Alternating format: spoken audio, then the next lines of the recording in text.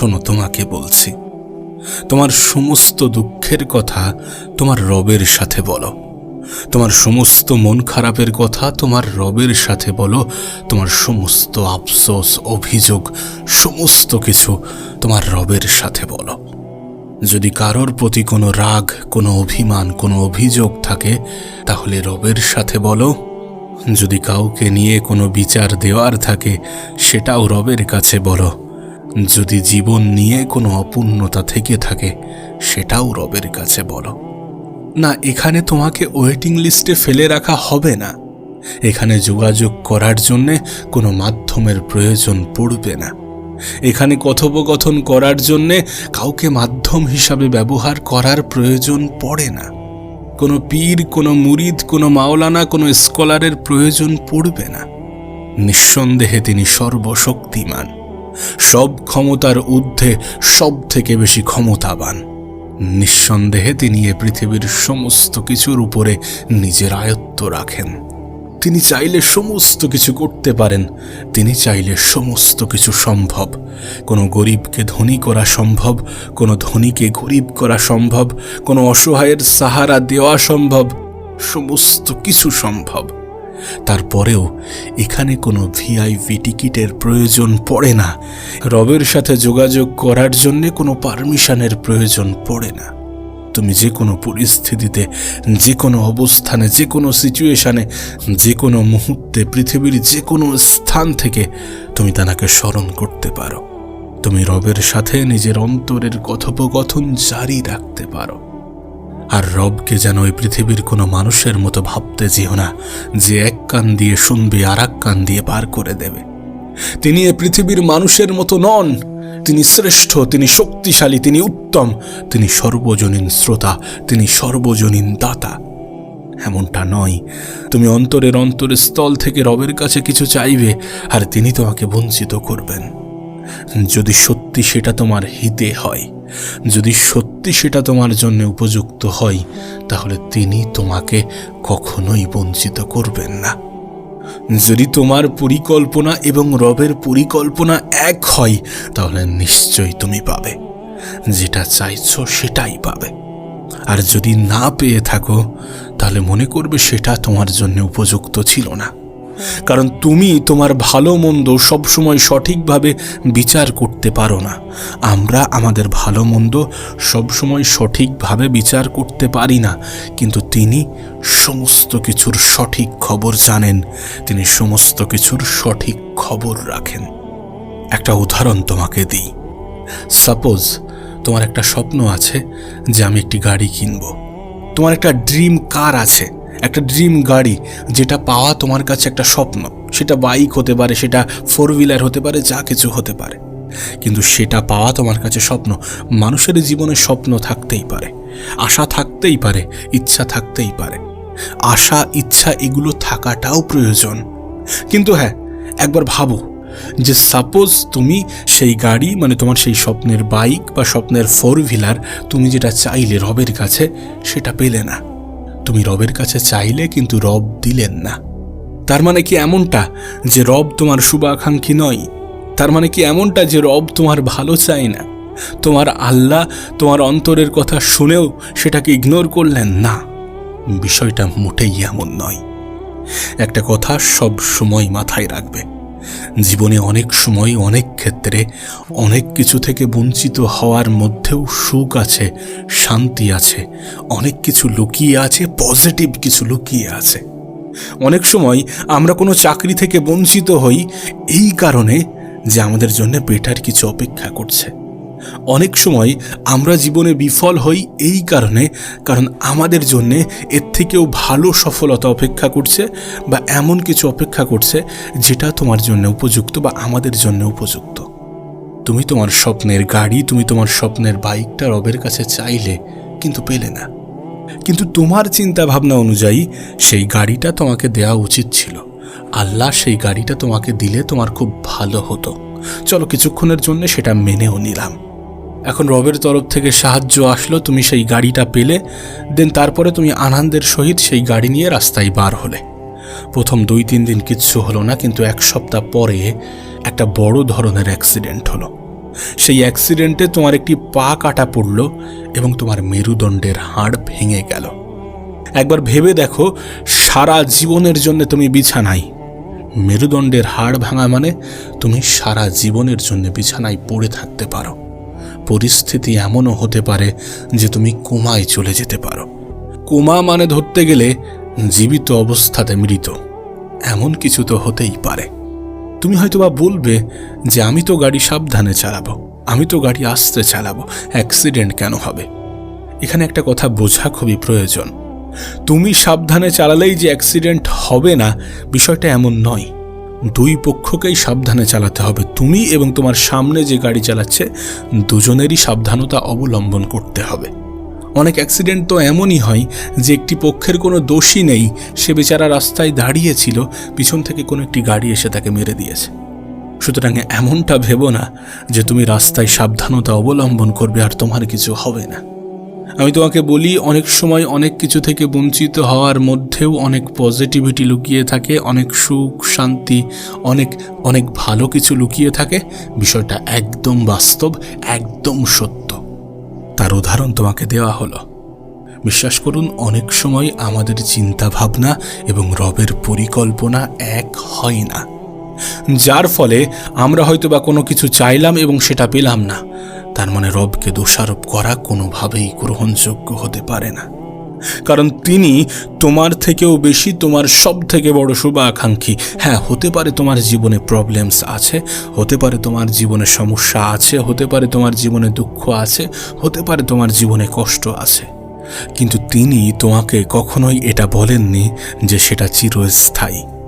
এমনটা নয় যে তোমার দুঃখ কষ্ট মন খারাপ এগুলো তোমার জীবন থেকে যাবে না, এগুলো তোমার জীবনের পার্মানেন্ট সঙ্গী, এমনটা নয়। তাই সর্বদা পজিটিভ ভাবার চেষ্টা করো। জীবনের নেগেটিভ পরিস্থিতি, নেগেটিভ সিচুয়েশনের মধ্যেও পজিটিভ ধারণা রাখার চেষ্টা করো, কারণ প্রতিটা নেগেটিভ জিনিসের একটা পিছনের দিকও থাকে, একটা পিছনের সাইডও থাকে, যার মধ্যে কিছু না কিছু পজিটিভিটি লুকিয়ে থাকে। আর একটা কথা নিজের অন্তরে গেঁথে নিও, তুমি তোমার রবের প্রতি যে রূপ ধারণা রাখবে, তোমার রব তোমাকে ঠিক সেই রূপে সাহায্য করবে। তিনি কেন তোমাকে সাহায্য করবেন না? যদি সেটা তোমার হিতে থাকে, যদি সেটা তোমার পক্ষে থাকে, যদি সেটার মাধ্যমে তোমার কোনো ক্ষতি না হয়ে থাকে, তাহলে অবশ্যই তিনি তোমাকে সাহায্য করবেন। তাই তো তোমাকে বলি, জীবনের যে কোনো পরিস্থিতিতে তুমি তোমার রবকে ডাকো। মনে রেখো, সেখানে কোনো পারমিশন লাগে না, সেখানে কখনো কোনো ব্যক্তিকে ওয়েটিং লিস্টে ফেলে রাখা হয় না। রবের সাথে কথোপকথনের জন্য কোনো মুফতি, মাওলানা, হুজুর, পীর সাহেব, মুরিদের প্রয়োজন পড়ে না। সরাসরি তানার সাথে যোগাযোগ করা যায়, সরাসরি তানার কাছে চাওয়া যায়, সরাসরি নিজের মনের ইচ্ছা, আকুতি, আকাঙ্ক্ষা, আক্ষেপ সমস্ত কিছু প্রকাশ করা যায়। আর এটা মনে রেখো, তোমার রব তোমার ফিরে আসার অপেক্ষায়। জীবনে সুখে থাকলেও আল্লাহকে ডাকতে হবে, দুঃখে থাকলেও আল্লাহকে ডাকতে হবে, ভালো থাকলেও আল্লাহকে ডাকতে হবে, খারাপ থাকলেও আল্লাহকে ডাকতে হবে। খারাপ সময়ের মধ্য দিয়ে নিজের জীবন অতিবাহিত হলেও আল্লাহকে ডাকতে হবে, অসুস্থ থাকলেও আল্লাহকে ডাকতে হবে, সুস্থতার মধ্যেও আল্লাহকে ডাকতে হবে। জীবনে সবকিছু মনের মতো হলেও আল্লাহকে ডাকতে হবে, সবকিছু মনের মতো না হলে আরো বেশি বেশি আল্লাহকে ডাকতে হবে। সব সময় নিজের খারাপ ভালো সময়ে তাকেই ডাকা উচিত, যাকে ডাকলে পাওয়া যাবে। আর তোমার খারাপ সময়গুলোতে রবের থেকে বড় কেউ সঙ্গী হবে না। বান্দা যখন নিঃস্ব হয়ে যায়, রব তখন তার পাশে এসে দাঁড়ায়। বান্দা যখন একা হয়ে যায়, রব তখন তার সঙ্গ দেয়।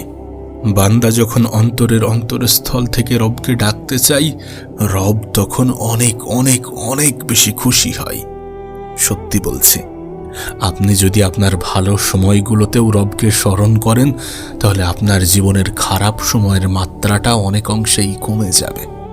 রব আমাদের পরীক্ষা নিয়ে থাকেন, কখনো কিছু দিয়ে, আবার কখনো কিছু থেকে বঞ্চিত করে। যদি আইয়ুব আলাইহিস সালামের ঘটনা তোমাকে বলি, তাহলে আল্লাহ পাক আইয়ুব আলাইহিস সালামকে অনেক দিন সুখে রেখেছিলেন, অনেক দিন ভালো রেখেছিলেন।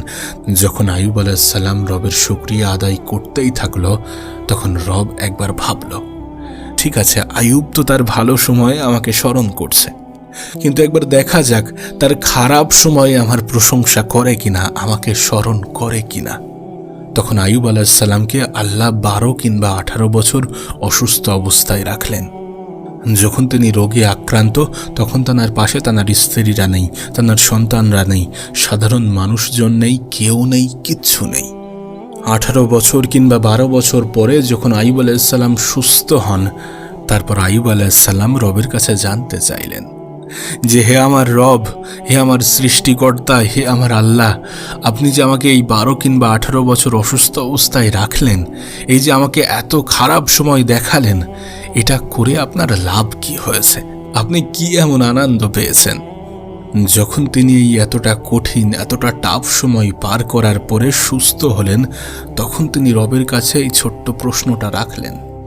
তারপর রব বলেন, আইয়ুব, যখন আমি তোমাকে 70 বছর ধরে সুস্থ রেখেছি, তুমি আমার শুকরিয়া আদায় করেছ, তুমি আমার প্রশংসায় লিপ্ত ছিলে, তুমি আমাকে কখনো অভিযুক্ত করনি, কখনোই আমার আদেশ অমান্য করনি, তোমার প্রতি আমি অসন্তুষ্ট ছিলাম না, তুমি ওই পরীক্ষায় পাশ করেছ।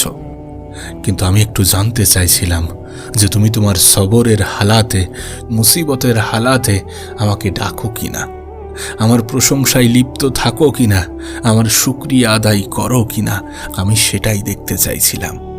এই এতটা বছর কঠিন সময় পার করেও, এত খারাপ দিন দেখা সত্ত্বেও, এত খারাপ পরিস্থিতির মুখোমুখি হওয়া সত্ত্বেও, যখন তুমি অসুস্থ, তোমার পরিবারের কেউ তোমার পাশে নেই, তোমার কাছের মানুষগুলো তোমার থেকে দূরে সরে গেছে, সেই পরিস্থিতিতে তুমি আমার প্রতি কতটা কৃতজ্ঞ হও, সেটা দেখে আমি মুগ্ধ।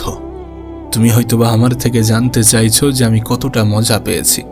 তুমি 70 বছর সুখে থাকা অবস্থাতে আমাকে যতটা স্মরণ করেছো, আমার যত শুকরিয়া আদায় করেছো, আমার যত প্রশংসা করেছো, এই 70 বছরে যতটা মজা পেয়েছি, তোমার এই 12 কিংবা 18 বছর সময়ের মধ্যে তুমি আমাকে যতবার স্মরণ করেছো, যতবার ডেকেছো, যতবার আমার শরণাপন্ন হয়েছো, যতবার আমার প্রশংসায় লিপ্ত থেকেছো, তার থেকে অনেক অনেক বেশি মজা পেয়েছি। তোমার বেদনার এক একটা ডাক আরশের আজিম পর্যন্ত পৌঁছে গিয়েছে। আমি খুশি হয়েছি তুমি সেই পরিস্থিতিতেও কোনো অভিযোগ করনি। তুমি আমার থেকে জানতে চেয়েছো সুস্থ হওয়ার পরে। বিশ্বাস করুন, আপনি যে আপনার খারাপ সময়গুলো ফেস করছেন, আপনি যে আপনার কঠিন সময়গুলো অতিক্রম করছেন, আপনি যে খারাপ সময়ের মুখোমুখি বারবার হচ্ছেন, এটা কি রব জানেন না? এটা জানেন, তিনি অবশ্যই জানেন। কিন্তু সেই খারাপ, সেই কঠিন সময়গুলোতে আপনার রিয়াকশন কি হয়, আপনার মনের ইচ্ছা কি হয়, রবের প্রতি আপনার ধারণা কি হয়, আপনার মন থেকে কি আওয়াজ আসে, সেগুলো রব দেখতে চান। আপনি আপনার খারাপ সময়ে কতটা অভিযোগ করেন আর ভালো সময়ে কতটা প্রশংসা করেন, সেটা রব দেখতে চান। নিশ্চয়ই তিনি আমাদেরকে পরীক্ষা নেন, আমাদের পরীক্ষা নেন, কখনো কিছু দেওয়ার মাধ্যমে, আবার কখনো কিছু থেকে বঞ্চিত করার মাধ্যমে, কখনো খারাপ সময় দিয়ে, কখনো ভালো সময় দিয়ে, কখনো পুরস্কৃত করে, কখনো তিরস্কৃত করে। আর এই প্রত্যেকটা পরিস্থিতিতে রবকেই স্মরণ করা উচিত, এই প্রত্যেকটা পরিস্থিতিতে রবেরই শুকরিয়া আদায় করা উচিত। এই পৃথিবীর সব থেকে বড় চিরন্তন সত্যের কথা আমাদের অন্তরে একটু আনা উচিত, আমাদেরকে একটু ভাবা উচিত সেটা নিয়ে। জানো, এই পৃথিবীর সব থেকে বড় চিরন্তন সত্য কি? যে আমরা মারা যাব। খুব দ্রুত আমরা এই পৃথিবী থেকে চলে যেতে চলেছি। আমাদের মনে হয়তোবা সবসময় একটা ভয় কাজ করে যে আমি যেগুলো অর্জন করেছি সেগুলো না হারিয়ে যায়, আমি যেগুলো পেয়েছি সেগুলো না হারিয়ে যায়। কিন্তু মৃত্যু আমাদেরকে বারবার মনে করায় যে পৃথিবীতে কোনো কিছুই চিরস্থায়ী নয়। একটা সময় আমরা এই পৃথিবীতে ছিলাম না, এসেছি, একটা সময় পরে চলে যেতে হবে, এটাই বাস্তব। আর এটাকেই স্মরণ করতে হবে, এটাকেই নিজের মাথায় বসিয়ে রাখতে হবে। যখন আপনি ভাববেন যে পৃথিবীতে আপনি নিঃস্ব অবস্থাতে এসেছিলেন আর নিঃস্ব অবস্থাতেই চলে যাবেন, তখন আপনার জীবন নিয়ে অভিযোগগুলো সরে যাবে, তখন আপনার হারানোর ভয়গুলো কমে যাবে। আমরা আমাদের ভালো সময়গুলোতে রবকে ডাকলে রব যতটা খুশি হয়, আমরা আমাদের ভালো সময়গুলোতে রবের কথা স্মরণ করলে রব যতটা খুশি হয়, আমরা আমাদের খারাপ সময়ে রবের কথা স্মরণ করলে রব তার থেকে অনেক অনেক অনেক বেশি খুশি হয়। বিশ্বাস করুন, এই খারাপ সময়টাও চলে যাবে, এই কঠিন সময়টাও রব দূর করে দেবেন। কিন্তু এই কঠিন সময়গুলোতে যদি আমরা অভিযোগ করি, তাহলে সেগুলো হয়তোবা রবের মনে থেকে যাবে। তাই কখনো অভিযোগ করা যাবে না। তাকে বলতে হবে, আপনাকে ধন্যবাদ, আপনার শুকরিয়া জানাই যে আপনি আমাকে এর থেকেও কঠিন সময়ের মুখোমুখি দাঁড় করাননি, আপনি আমাকে এর থেকেও কঠিন পরিস্থিতির মধ্যে ফেলেননি, আপনি আমাকেও এর থেকে খারাপ সময় দেখাননি। বিশ্বাস করুন, আল্লাহ তার পছন্দের বান্দাগুলোকেই একটু খারাপ সময় দেখান। আল্লাহ তার পছন্দের বান্দাগুলোকেই একটু কঠিন সময়ের মুখোমুখি দাঁড় করান এবং তিনি আশা করেন যে আমরা আমাদের কঠিন সময়গুলোতে তানার বিরুদ্ধে যাব না। আল্লাহ তানার পছন্দের বান্দাগুলোকেই একটু খারাপ পরিস্থিতির মধ্য দিয়ে জীবন অতিবাহিত করান, একটু খারাপ পরিস্থিতির মধ্যে ফেলেন এবং তিনি আশা করেন যে আমার বান্দা তার খারাপ সময়ে আমার বিপক্ষে যাবে না, আমার বিরুদ্ধে যাবে না। আর যদি আমরা ঠিক তেমনটাই করে থাকি, তাহলে কোনো না কোনোভাবে আমরা তাকে কষ্ট দিয়ে ফেলি। একটা কথা সব সময় নিজের অন্তরে গেঁথে নিও যে আল্লাহকে নারাজ করলেও আমাদেরকে যেতে হবে, আল্লাহকে রাজি করলেও আমাকে যেতে হবে, আমাদেরকে যেতে হবে। যদি আমরা আমাদের রবকে খুশি করাতে পারি, তারপরেও এ পৃথিবী থেকে আমাদেরকে বিদায় নিতে হবে। যদি খুশি না করাতে পারি, তারপরেও এ পৃথিবী থেকে বিদায় নিতে হবে। তবে হ্যাঁ, যদি আমরা খুশি করাতে পারি, তিনি আমাদেরকে নিশ্চয়ই উত্তম পুরস্কারে পুরস্কৃত করবেন। আর যদি আমরা তার বিরুদ্ধ আচরণ করি, হয়তোবা আমাদেরকে অনেক কিছু ভোগ করতে হবে, হয়তোবা আমাদেরকে অনেক কিছু সহ্য করতে হবে, এবং সেটা এ পৃথিবীর পরীক্ষাগুলোর থেকে কোটি কোটি গুণ ভয়ঙ্কর। আমরা আমাদের ভবিষ্যৎ নিয়ে চিন্তা করি, আমরা আমাদের ভবিষ্যৎ নিয়ে ভাবি, কিন্তু প্রকৃত ভবিষ্যৎ কি? প্রকৃত ভবিষ্যৎ তো মৃত্যু। পৃথিবীর প্রত্যেকটা মানুষই মৃত্যুবরণ করবে, সে ভালো হোক বা খারাপ। একজন নেশাখোরেরও মৃত্যু হয়, একজন জুয়াখোরেরও মৃত্যু হয়, একজন মিথ্যাবাদীরও মৃত্যু হয়। প্রত্যেকটা মানুষই মারা যাবে। যারা খারাপ কাজের সাথে যুক্ত তারাও মারা যাবে, যারা ভালো কাজের সাথে যুক্ত তারাও মারা যাবে। তবে কিছু মানুষ পুরস্কৃত হবে আর কিছু মানুষ তিরস্কৃত হবে। এখন তুমি কোন দলে সামিল হতে চাইবে, এটা তোমার পরিকল্পনার অংশ হওয়া উচিত, এটা তোমার মনের ইচ্ছা থাকা উচিত। রব তার কোরআনের মধ্যেই বলেন যে তোমরা কি আমার কাছে আসবা না? ডাকলেও আসতে হবে, না ডাকলেও আসতে হবে, মানলেও আসতে হবে, না মানলেও আসতে হবে, এবং তোমার সম্পূর্ণ জীবন আমি তোমার সামনে দেখাবো। আমাদের জীবনের প্রতিটা মুহূর্ত রেকর্ডেড, আমাদের জীবনের প্রতিটা মুহূর্ত ক্যাপচার্ড। আমরা জীবনে যে যাই করছি সেগুলো সব রেকর্ডিং হচ্ছে। তবে বিশ্বাস করুন, এখনো সব কিছু শেষ হয়ে যায়নি। না, এখনো সব কিছু শেষ হয়ে যায়নি, এখনো তওবার পথ বন্ধ হয়নি। নিঃসন্দেহে আমাদের কাছে সম্পূর্ণ সুযোগ আছে, কিন্তু এই সুযোগ কতক্ষণ থাকবে রবই ভালো জানেন। ফিরে আসার পথ কতক্ষণ খোলা রাখবেন তিনিই ভালো জানেন। তবে এখনো পরিবর্তন না হলে হয়তোবা পস্তাতে হবে। তবে একটা সময় পরে আমাদের আফসোসগুলো কোনো কাজে আসবে না। যদি আপনার ভবিষ্যৎ সত্যি আপনাকে টেনশন দেয়, তাহলে টেনশন করা উচিত সেই ভবিষ্যৎ নিয়ে যে ভবিষ্যৎ চিরন্তন সত্য। মৃত্যুর পরেও একটা অন্যরকম জীবন আছে। সেই জীবন কেমন হতে চলেছে আমরা কেউই জানি না। সেখানে কিছু সুন্দর থেকে সুন্দরতম দৃশ্যও আছে, সেখানে কিছু ভয়ঙ্কর থেকে ভয়ঙ্করতম দৃশ্যও আছে। আমরা কেউই জানি না আমাদের জন্য কি অপেক্ষা করছে। কিন্তু বিশ্বাস করুন, এখনো আমাদের হাতে সময় আছে, এখনো আমাদের কাছে সুযোগ আছে। তবে এই সময়, এই সুযোগ কতদিন থাকবে এটার ইনফরমেশন কারোর কাছে নেই। আমরা এই পৃথিবীতে কতদিনের মেহমান সে বিষয়ে আমরা কেউই অবগত নই। আমরা হয়তোবা এই পৃথিবীতে অনেক কিছু নিয়ে জোর জবরদস্তি করতে পারি, আমরা হয়তোবা এই পৃথিবীতে অনেক কিছু নিয়ে চিৎকার করতে পারি, অনেকের উপরে অত্যাচার করতে পারি, জুলুম করতে পারি, অবিচার করতে পারি, কিন্তু এই পৃথিবীর কেউ জোর দিয়ে বলতে পারবে না যে আমি সারা জীবন এই পৃথিবীতে থাকব। আমরা কি নিয়ে অহংকার করব? আমাদের কাছে কি আছে? সামান্য সুস্থতা, সেটাও আল্লাহর দান। আমাদের যে যৌবন সেটাও আল্লাহর দান, আমরা কি নিয়ে অহংকার করব? তোমার স্বাস্থ্য, তোমার সম্পদ, তোমার শক্তি, এই সব কিছুই আল্লাহর দান, তুমি কি নিয়ে অহংকার করবে? আমাদের শরীরটা তিনি এত সুন্দরভাবে সাজিয়েছেন, এর মধ্যে কোনো একটা কিছুতে যদি সামান্য কিছু অসুবিধা হয়ে যায়, আমাদের সমস্ত অহংকার চলে যাবে। এই জন্য আপনাকে বলি যে খারাপ সময়েও রবকে স্মরণ করতে হবে, ভালো সময়েও রবকে স্মরণ করতে হবে, কঠিন পরিস্থিতিতেও রবকে স্মরণ করতে হবে, সহজ পরিস্থিতিতেও রবকে স্মরণ করতে হবে। কোনো কিছু পেলেও রবকে স্মরণ করতে হবে, কোনো কিছু থেকে বঞ্চিত হলেও রবকে স্মরণ করতে হবে। জীবনে কিছু আফসোস থাকলেও রবকে স্মরণ করতে হবে, জীবনে কিছু অভিযোগ থাকলেও রবকে স্মরণ করতে হবে, আর জীবনের কোনো বিষয় নিয়ে শুকরিয়া জানাতে হলেও রবকে স্মরণ করতে হবে। যদি রবের প্রতি ভালোবাসা প্রদর্শন করার হয় তাহলেও রবকে স্মরণ করতে হবে, আর যদি রবের থেকে ভালোবাসা পেতে হয় তারপরেও রবকে স্মরণ করতে হবে।